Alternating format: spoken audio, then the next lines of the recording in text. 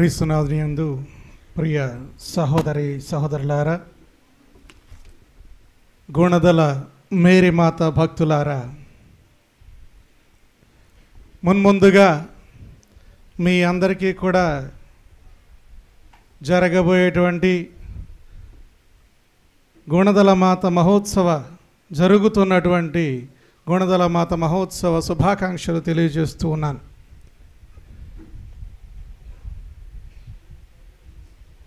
నేను పూజారంభంలో చెప్పినట్టుగా ఈ ప్రాంగణం ఒక పరిశుద్ధ ప్రాంగణం. ఈ స్థలం దేవమాత నెలకొని ఉన్న స్థలం. మనం ఈ ప్రాంగణాన్ని పరిశీలించి చూసినప్పుడల్లా, ఈ ప్రాంగణాన్ని దర్శించినప్పుడల్లా మనలోని ఆ దైవ భీతి ఎక్కువవుతూ ఉంది. ఈ పవిత్ర ప్రాంగణంలో గుణదల మాత వార్షిక మహోత్సవంలో జరుపుకుంటున్నటువంటి ఈ సందర్భంలో, ఈ నవదిన ప్రార్థనల కాలంలో 6వ రోజున మనము సకల సుగుణాల రాశి సౌందర్యవతి మరియమ్మ గారి యొక్క కొన్ని గుణగణాలను ధ్యానించుకుంటూ ఉన్నాం. ఆ క్రమంలో ఈ రోజున మరియమ్మ గారి గురించి మనం తెలుసుకోబోయేటువంటి విషయం, ధ్యానించబోయేటువంటి విషయం ఆమె యొక్క నిష్కళంక హృదయం. నిష్కళంకము అనగానే మనకందరికీ తెలిసినటువంటిదే. కళంకము లేనటువంటిది, విమలము, మలము లేనటువంటిది, మచ్చ లేనటువంటిది, అమలము, పరిశుద్ధమైనటువంటిది, స్వచ్ఛమైనటువంటిది అని అర్థం. మరి కన్య మరియమ్మ నిజంగా నిష్కళంక హృదయ ఏనా అని మనం ప్రశ్నిస్తే అవుననే సమాధానం వస్తుంది. అది నేను వండి వార్చుతున్న కట్టుకథ కాదు. బైబిల్ ఆధారంగా మనం కొన్ని అంశాలను తీసుకుంటే అది సుస్పష్టంగా మనకు అనిపిస్తూ ఉంది. ప్రపంచ మానవాళికి అంతటికీ దక్కనటువంటి ఒక ప్రత్యేకమైనటువంటి వరం మరియమ్మ గారికి దక్కింది. ఎందుకని అంటే ఆమె సాక్షాత్తు మనందరినీ సృష్టించినటువంటి ఆ దేవుడినే, మరలా వాక్కు రూపంలో ఉన్నటువంటి దేవుణ్ణి మానవ రూపంలో తన గర్భమున మోసి ఈ ప్రపంచానికి దయచేసినటువంటి ఏకైక ఘనత ఆమెకు ఒక్కదానికే దక్కింది. కాబట్టి ఈ ప్రపంచంలో ఏ మానవునికి దక్కనటువంటి ఒక ప్రత్యేకమైనటువంటి సౌకర్యం దేవుడు ఆమెకి కల్పించాడు. దేవుడు నిజంగా ఆయన ఆత్మస్వరూపి, ఆయన పరమ పవిత్రుడు అని అయినప్పుడు, పరమ పవిత్రుడైనటువంటి దేవుడు ఒక నరక కూపంలో, ఒక పాప కూపంలో నివసించడానికి ఇష్టపడాడు. మరి మానవ మాతృడిగా ఈ లోకానికి రావాలి అనుకున్నప్పుడు తనకు తగినటువంటి ఒక ఆవాసాన్ని ఆయన ఏర్పరచుకున్నాడు అనడంలో సందేహం లేదు. ప్రభువు పవిత్రుడు అనేటువంటి విషయం మనకందరికీ తెలిసినటువంటి విషయమే. బైబిల్ గ్రంథము నిర్మోహమాటంగా ప్రతి చోట చెప్పేటువంటి విషయమే. అన్ని గ్రంథాలు ఎక్కడ ఏ మతంలోనైనా కూడా దేవుడు పవిత్రుడనే చెబుతుంది. అది అందరికీ తెలిసినటువంటి విషయమే. మరి ఆ పవిత్రత మరియమ్మ గారికి ఎలా ఆపాదించబడింది అని మనం ఆలోచిస్తే, ఒకసారి లూకాసు వార్త 1వ అధ్యాయం 35వ వచనంలో మనం వింటూ ఉన్నాం. దూత గాబ్రియేలు దూత మరియమ్మ గారికి మంగళవార్త చెప్పడానికి వచ్చినప్పుడు ఒక మాట అంటూ ఉంది. ఏమని? పవిత్రాత్మ నీపై వేంచేయును, సర్వోన్నతుని శక్తి నిన్ను ఆవరించును. అందుచేత ఆ పవిత్ర శిశువు ఏ పవిత్ర శిశువు?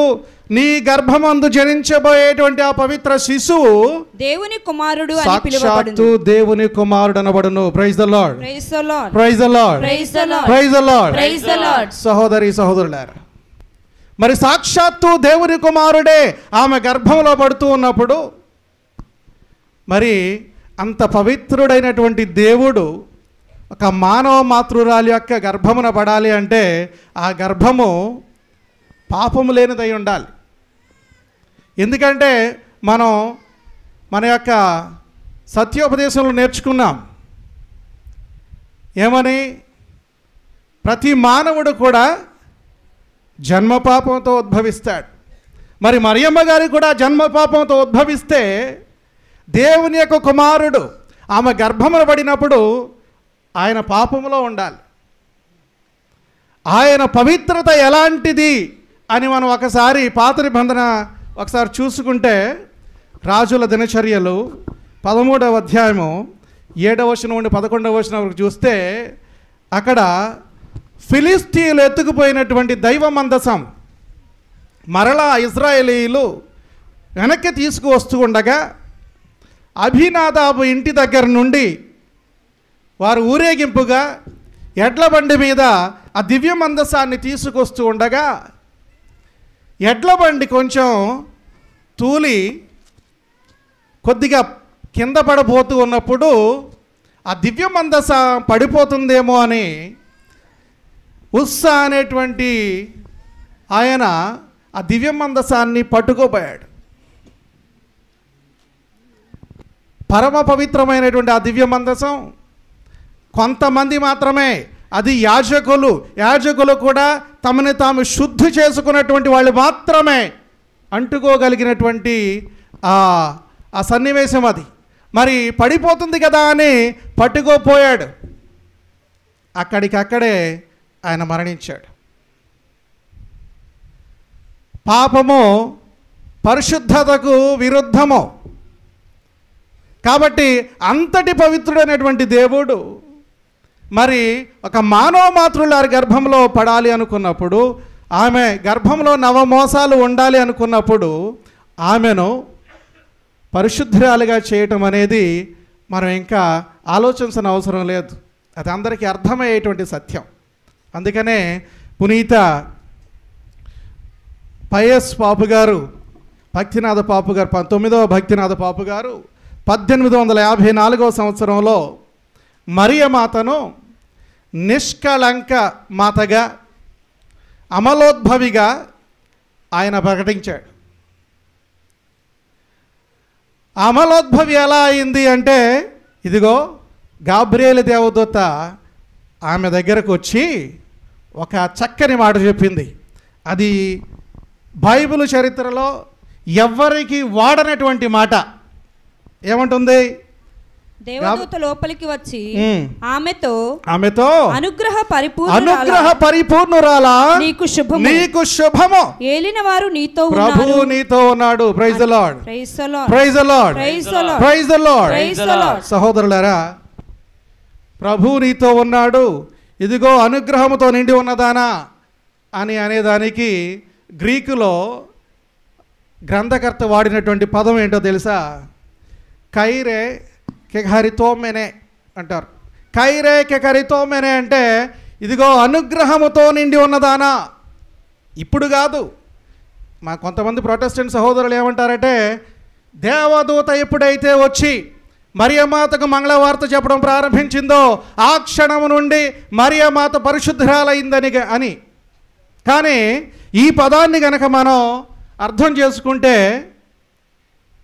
అపోస్తలుల చర్యలు 4వ అధ్యాయము 8వ వచనంలో కూడా, 6వ అధ్యాయం 8వ వచనంలో కూడా ఒక విషయం మనం చూస్తూ ఉంటాం.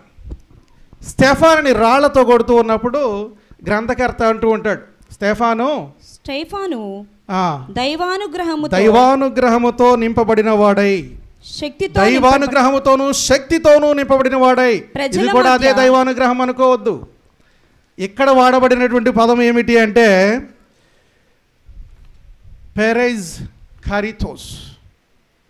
కానీ మరియమ్మ గారికి వాడబడినటువంటి పదము కైరే కెఖరిథోమెనే.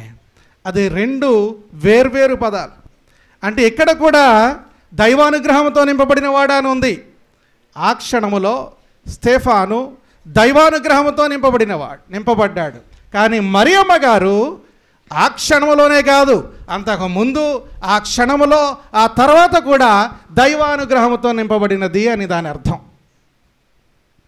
అందుకనే మనం నిస్సందేహంగా మరియమ్మ గారు సాక్షాత్తు నిష్కళంక హృదయ, కళంకము లేకుండా ఉద్భవించింది, అమలోద్భవి అని ఉద్ఘాటిస్తూ ఉన్నాం. అసలు మరియమ్మ గారికి ఉన్నటువంటి 3 ముఖ్యమైనటువంటి బిరుదుల్లో ఈ కెఖరిథోమెనే అనేటువంటి బిరుదు ముందొస్తుంది. 3 ముఖ్యమైనటువంటి బిరుదులు ఏంటి అంటే, ఇప్పుడు జనవరి 1వ తారీఖున మనం జరుపుకుంటున్న పండుగ. ఏ పండుగ అది? మరియమాత మాతృత్వ మహోత్సవం. అంటే మరియమ్మ గారు అమ్మ అయినటువంటి ఆ పండుగ. దేవునికి అమ్మగా మనం ఆమెను కొలుచుకుంటూ ఉన్నాం. దేవమాత అంటే థెయోటోకోస్ అంటాం గ్రీకు భాషలో. మరి మరియమ్మ గారిని యోహాను సువార్తలో 19వ అధ్యాయం 27వ వచనంలో మనం చూసినప్పుడు, యేసు ప్రభు శిలువ మీద నుండి తన ప్రియుడైనటువంటి శిష్యునికి యోహానికి మరియమ్మ గారిని అప్పగిస్తూ ఉన్నప్పుడు ఆమెకి మనం ఇచ్చినటువంటి బిరుదేంటి? మరియమ్మ గారు స్త్రీ సభకు మాత అయ్యారు. ఎప్పుడైతే యేసు ప్రభు మరియమ్మ గారిని తన ప్రియమైన శిష్యుని చేతిలో పెడుతూ ఉన్నాడో, ఆయన యొక్క తల్లిని మరి అందరికీ తల్లిగా చేశాడు. అందుకే ఆమెను స్త్రీ సభ మాత అంటున్నాం. ఈ 2 బిరుదుల కంటే ముందుగా అసలు ఆమె అనుగ్రహాలతో నింపబడింది. కెఖరిథోమెనే, అనుగ్రహములతో నింపబడినటువంటిది అని మనం అర్థం చేసుకోవాలి. అంటే ఈ యొక్క నిష్కళంక హృదయ అమలోద్భవి అనేటువంటిది ఆమెకు ప్రత్యేకంగా దేవుడు వసిగినటువంటి ఒక ప్రత్యేక వరం. ఇక్కడ వరకు దేవునిదే పై చేయి, అంటే దేవుడు ఉచితంగా ఆమెకు దయచేసిందే. మనందరము కూడా జన్మ పాపంతో ఉద్భవించిన, పాప సంకీర్తన చేసినప్పుడు, లేకపోతే దానికంటే ముందుగానే జ్ఞానస్నానం తీసుకున్నప్పుడు మన పాపాలన్నీ కడిగివేయబడుతున్నాయి. అప్పుడు కూడా మనం నిష్కళంకులుగానే ఉంటూ ఉన్నాం, నిష్కళంక హృదయముగానే ఉంటూ ఉన్నాం. మరి నిష్కళంక హృదయాలుగా ఉన్నప్పుడు ఆ నిష్కళంక హృదయాన్ని ఎంతవరకు కాపాడుకోగలుగుతూ ఉన్నాం? అది మనం ఈరోజు అడగవలసినటువంటి ప్రశ్న. మరియమ్మ గారి గురించి మరి బైబిల్ గ్రంథం ఏం చెబుతుంది? ఏమంటుంది? బైబిల్లో లూకాసు వార్త 1వ అధ్యాయం 46-47 వచనాలు మనం చూస్తే 2 విషయాలు స్పష్టమవుతూ ఉన్నాయి. ఆమె హృదయంలో ఏముంది?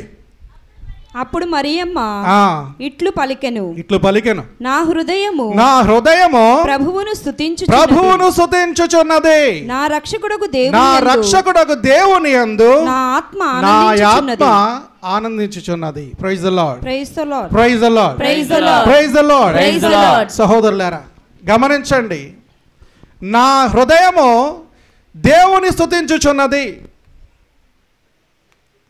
చాలామంది గుర్తుపెట్టుకునే విషయం ఏంటి అంటే, మనం తీసుకోవడం అయితే తెలుస్తుంది కానీ, ఇదిగో కృతజ్ఞుడను, నేను ఈ వరాన్ని పొంది ఉన్నాను, నీకు వందనాలు అని చెప్పడం మాత్రం మర్చిపోతాం. మరియమ్మ గారు ఆమె యొక్క మనసులో దేవుని స్తుతిస్తూనే ఉంది. స్తుతి ప్రార్థన, నీకు స్తుతి కలుగునుగాక, ఇదిగో నన్ను ఇంత అందంగా మలిచావు, నాకు ఇన్ని సౌకర్యాలు కల్పించావు, నాకు ఒక మంచి కుటుంబాన్ని దయచేసావు, ఇంతమంది స్నేహితులను ఇచ్చావు, ఇన్ని గొప్ప గొప్ప వరాలు నాకు దయచేసావు, అన్నిటికంటే ముఖ్యంగా నన్ను ఒక క్రైస్తవునిగా చేశావు, నా పాపాలను క్షమించావు, నీకు స్తోత్రము దేవా అని ఎంతమంది చెప్పగలుగుతున్నాం రోజు? నిజంగా మన యొక్క హృదయము దేవుని స్తుతిస్తూ ఉందా? దేవుని స్తుతించినట్లయితే ఆ స్తుతి నిజంగా, ఆ స్తుతిని నీవు మనసారా చేస్తే నీ హృదయం కూడా ఆనందిస్తుంది. అది ఆటోమేటిక్గా దేవుని యొక్క స్తుతి ఎప్పుడైతే నీ మనసులో వచ్చిందో, ప్రతినిత్యము నీవు దేవునిని స్తుతిస్తున్నావో అది భక్తి అవుతుంది. మన ఇండియన్ ఫిలాసఫీలో భక్తికి నిదర్శనం, భక్తికి ఒక డెఫినేషన్ చెప్పమంటే వాళ్ళు చెబుతారు ఏమని, తైలధారావత్ అవిచ్ఛిన్న స్మృతి అని. అంటే నూనె పోస్తే అది ఏ విధంగా అయితే ధారలాగా కారుతూ ఉందో, అదేవిధంగా దేవుని గురించి మన యొక్క ఆలోచనలు కూడా ధారలాగా ప్రవహించాలి. ఎక్కడ మళ్ళీ గ్యాపులు రాకూడదు. ధారలా ప్రవహించాలి. అదే భక్తి. ఆ భక్తి ఉన్నప్పుడు న్యాచురల్గా మనము సంతోషిస్తూనే ఉంటాం. అదే రెండో విషయం మనం చూస్తున్నటువంటి విషయం. ఎక్కడ? కీర్తనల గ్రంథం 16వ అధ్యాయం 16వ కీర్తన 11వ వచనం ఒకసారి చదవండి. ఎక్కడ మనకి పరిపూర్ణ ఆనందం కలుగుతుంది అంటే, జీవమునకు చేర్చు మార్గమును నీవు నాకు చూపింతువు, నీ సన్నిధిలో నేను మహానందమును పొందెదను. Praise the lord, praise the lord, praise the lord, praise the lord, praise the lord. Praise the lord. సహోదరులారా, ప్రభుని సన్నిధిలో మాత్రమే మనకు అస్సలైన ఆనందం, మహదానందం కలిగేది అది అక్కడ మాత్రమే. చాలామందికి చాలా విషయాలు ఆనందాన్ని ఇస్తాయి, కానీ అవి శాశ్వత ఆనందాలు కాదు. చాలామందికి చాలా వ్యసనాలు ఆనందాన్ని ఇస్తాయి, అవి క్షణికాలు మాత్రమే. చాలామందికి జ్ఞానం ఉంటే సరిపోతుంది అని జ్ఞానంలో సంతోషించే వాళ్ళు ఉంటారు, జ్ఞానం గురించి గొప్పలు చెప్పుకునే వాళ్ళు ఉంటారు. ఇదిగో నేను ఇన్ని డిగ్రీలు చేశాను, నేను డాక్టరేట్లు చేశాను, పై చదువులు చదివాను, ఎక్కడెక్కడికో వెళ్ళొచ్చాను. కొంతమంది తమకున్నటువంటి ధనాన్ని బట్టి సంతోషిస్తూ ఉంటారు. నాకు చాలా ఆస్తి ఉంది. మొన్న ఈ మధ్యనే ఒక ఆయన అంటున్నాడు, నాకు 2 కోట్లు ఉన్నాయి. వేసుకునే కోట్లు కాదు, నిజంగానే డబ్బులు 2 కోట్లు నేను నా దగ్గర అన్నాడు. నువ్వు పుట్టుకుని పోతే ఏమైపోతాయా కోట్లు అన్నాను. అన్నీ అరేంజ్ చేసేసాను స్వామి, అన్నీ అరేంజ్ చేసేసాను స్వామి అన్నాడు. మనకు అవసరం లేనివి సమకూర్చుకున్నప్పుడు, మన అవసరం లేనివన్నీ కూడా లాక్కుని దగ్గర పెట్టుకున్నప్పుడు అది అత్యాశే, గ్రీడ్ అంటాం మనం. అలాంటివి క్రైస్తవులు చేయకూడనటువంటి పనులు. మన ఆనందం దేనిలో ఉండాలి? ప్రభుని సన్నిధిలో. అదే నిత్యానందం, అది మాత్రమే పరమానందం. ఆ పరమానందము ఉంటే దేవుని స్తుతించడం తప్ప మరి ఇంకేం చేయం. పరలోకంలో దూతలు ఏం చేస్తున్నారట? దేవుని పరిశుద్ధుడు పరిశుద్ధుడు పరిశుద్ధుడు అని దేవుని పొగడుతూ ఉన్నారు. అది నిజంగా శాశ్వత ఆనందము పొందేటువంటి మనసులు చేసే పని మరియమ్మ గారి హృదయం చేస్తూ ఉంది. మరియమ్మ గారి హృదయము దేవుని యందు ఆనందిస్తూ ఉంది, దేవునికి స్తుతి ప్రార్థన తెలుపుతూ ఉంది. మరి ఇదేదో అంటారు కదా, పిచ్చి పలు రకాలు, 1000 వెర్రి 1000 రకాలు అని. అంటే ఎవరి ఆనందం వారిదే. అంటే ఎవరికి కావాల్సిన ఆనందాన్ని వాళ్ళు పెంచుకుంటూ వెతుక్కుంటూ ఉంటాడు. కానీ శాశ్వత ఆనందం ఉంది అంటే మాత్రం ఎవరు ఈ పక్కకి రారు. అది దేవుని సన్నిధిలో మాత్రమే దొరికేటువంటి ఆనందం. ప్రియ సహోదరి సహోదరులారా, సాధారణంగా మనమందరము కూడా పై మెరుగులు చూసి పడిపోతూ ఉంటాం. మెరిసేదంతా బంగారం కాదు, చిన్నప్పుడు ఎప్పుడో చదువుకున్నాం కదా. All that glitters is not gold. మరి పాత నిబంధన కాలంలో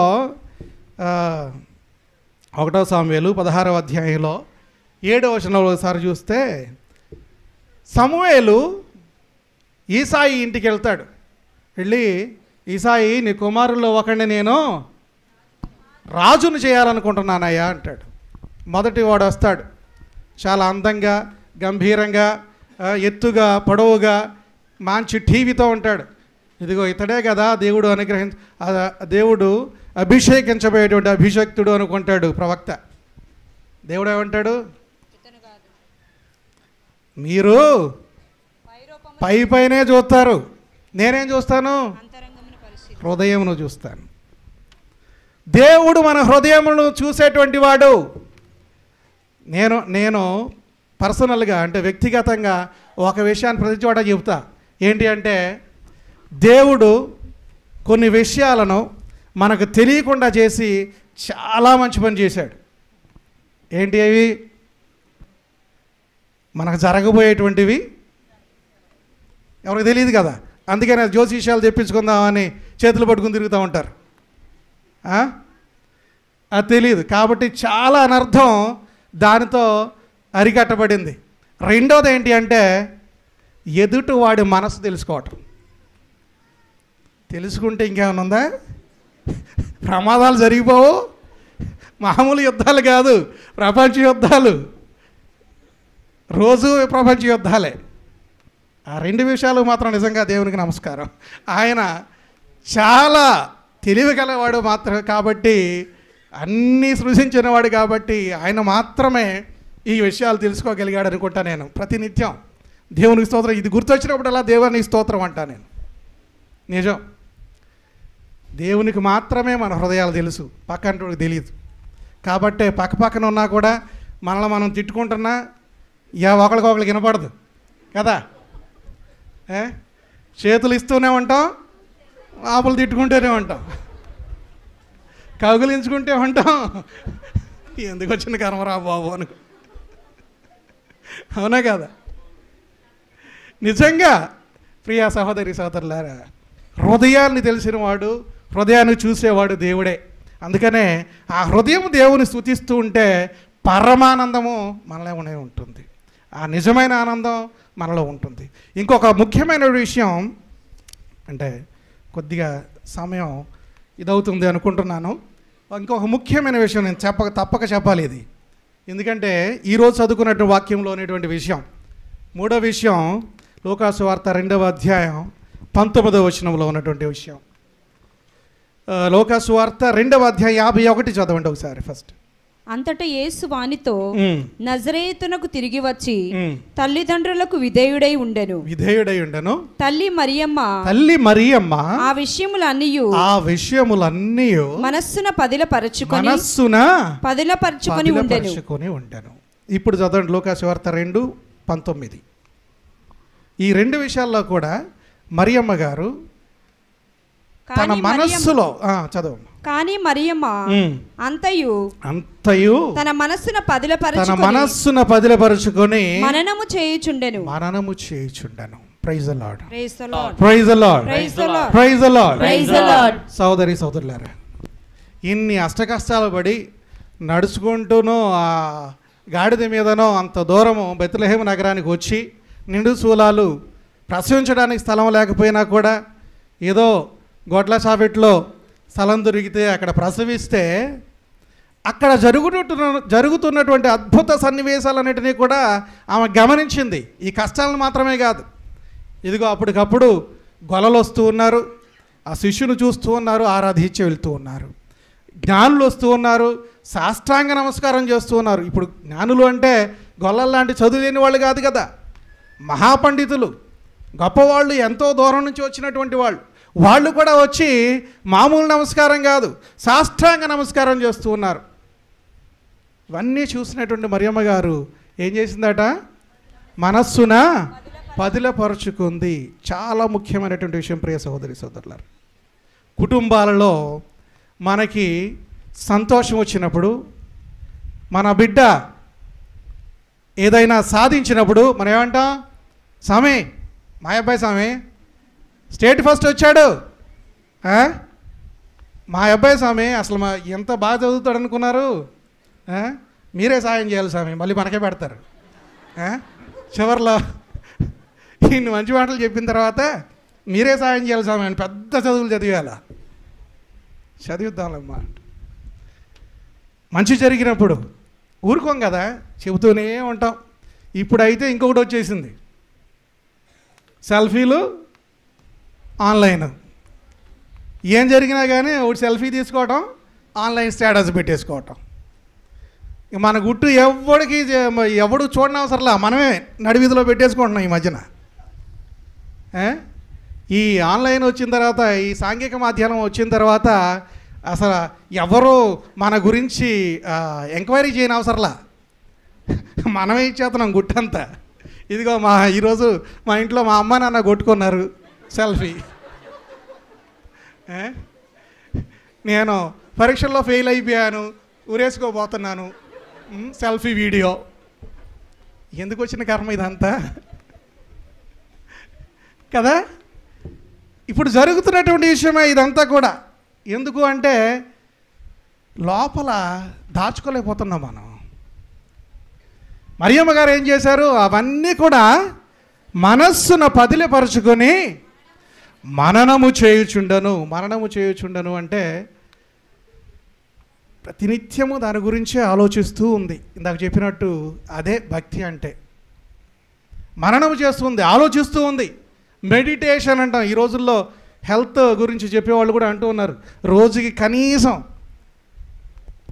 ఎంతలో 10 నిమిషాలైనా ప్రశాంతంగా కూర్చొని మెడిటేషన్ చేస్తే ఆరోగ్యంగా ఉంటారని. ఆమె ప్రతినిత్యము మంచి జరిగినప్పుడు మనసులో పెట్టుకుని ధ్యానం చేసుకుంటూనే ఉంది. మరి చెడు జరిగినప్పుడు, చెడు ఏంటి? యేసు ప్రభు తప్పిపోయాడు యెరూషలేం దేవాలయంలో. ఆమె ఏం చేసింది? ఏంటిది, మీ నాన్న నేను నీకోసం ఎదురు చూస్తున్నాం కదా అంటే యేసు ప్రభు ఎదురు సమాధానం ఏమంటాడు? నేను నా తండ్రి పని మీద ఉన్నానని నీకు తెలియదా? అదే నువ్వు నేనైతే ఏం చేస్తాం? 4 బీకి నీకు బుద్ధి రాలేదు అసలు, ఇంటికి పోదా అంటాం. ఆమె ప్రశాంతంగా ఇంటికి తీసుకెళ్ళింది. ఆ క్షణం నుంచి యేసు ప్రభు వారి చెప్పు చేతల్లో వాళ్ళు చెప్పినట్టుగా చేస్తూ తిరిగినాభివృద్ధి చెందుతూ ఉన్నాడు అని వాక్యం సెలవిస్తుంది. ఆ విషయాన్ని కూడా ఆమె మనసులో భద్రపరుచుకుంది. కష్టాలు వచ్చినప్పుడు, నష్టాలు వచ్చినప్పుడు, దెబ్బలాటలు వచ్చినప్పుడు, మరీ ముఖ్యంగా కుటుంబాల్లో దెబ్బలాటలు, కలహాలు వచ్చినప్పుడు చిన్న మాట వస్తే చాలు ఇంకా ప్రపంచం అంతా తెలియాల్సిందే. నేనే రైట్, మా ఆయనదే తప్పంతా, లేకపోతే మా అత్తమ్మదే తప్పంతా, లేకపోతే మా కోడలదే తప్పంతా అని ప్రపంచం అంతా చాటి చెప్పేయాలి కదా, లేకపోతే నిద్రపట్టదు కదా. ఆ విషయాల్లో కూడా మరి మనం మరియమ్మ గారిలాగా మనస్సును బదిలీపరుచుకుని దేవునికి స్తోత్రం చేయగలిగితే, దేవునికి వందనం చెప్పగలిగితే, ఇంకా మనము కూడా మరియమ్మ గారిలాగా నిష్కలంక హృదయలమై ఉంటాము, కళంకము లేని హృదయలమై ఉంటాం. ఎందుకని అంటే దేవుని స్తుతి మన హృదయాల్లో ఉంటుంది, శాశ్వత ఆనందం మనదవుతుంది. శాశ్వత ఆనందం మనదైనప్పుడు, ప్రభుని సన్నిధి మనదైనప్పుడు ఏ ఆనందం కూడా దాని ముందు పనిచేయదు. ఎలాంటి దుర్వ్యసనాలు కూడా మనల్ని ఆకట్టుకోలేవు. అదే మరియమ్మ గారు తన జీవితం ద్వారా మనకిచ్చేటువంటి సందేశం ఈరోజు ప్రియ సహోదరి సోదరులారా. కాబట్టి మరియమ్మ గారి యొక్క నిష్కళంక హృదయము గురించి మరి ధ్యానిస్తున్నటువంటి సమయంలో దేవుణ్ణి అడుగుదాం, మనల్ని కూడా మరియమ్మ గారిలాగా నిష్కళంక హృదయులుగా చేయమని. మనము కూడా మన వంతుగా ప్రతినిత్యము దేవునికి కృతజ్ఞతలు అర్పించడానికి ప్రయత్నం చేద్దాం, దేవుని సన్నిధిలో ఆనందించడానికి ప్రయత్నం చేద్దాం. దేవుని యొక్క మాటను జవదాటకుండా జరుగుతున్న ప్రతి విషయాన్ని మనసును బదిలీపరుచుకొని ధ్యానం చేయటానికి, మననం చేయడానికి ప్రయత్నం చేద్దాం. పితా పుత్ర పరిశుద్ధాత్మ నామమున ఆమేన్.